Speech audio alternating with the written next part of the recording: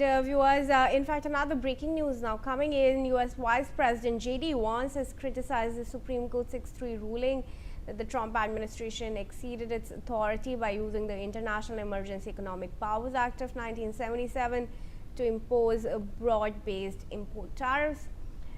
Vance, in his post on social media, called the decision lawlessness from the court and said it would make it harder for President Trump to protect American industries and supply chain resilience. He said the court had decided that Congress, despite giving the president the ability to regulate imports, did not actually mean it. Vance added that President Trump has a wide range of other tariff powers and will use them to defend American workers and advance the administration's trade priorities.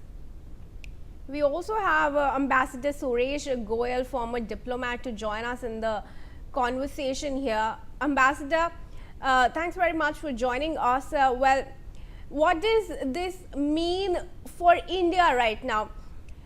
Does the US have now 28% tariff on India after this new 10% tariff that Trump has imposed immediately?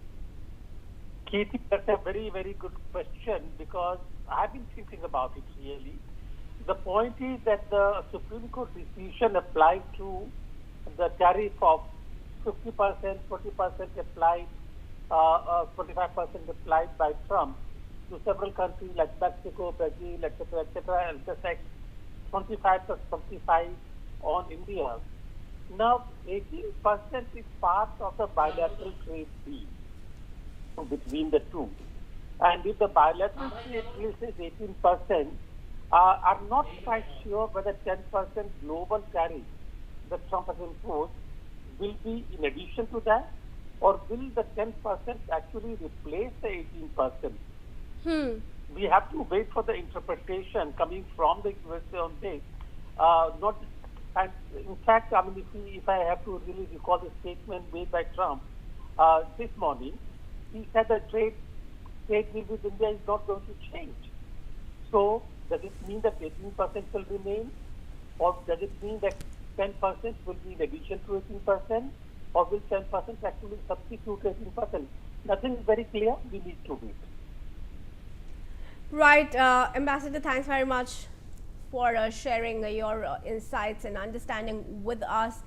And viewers, with that, we're going to take a very quick break. Stay tuned to NewsX.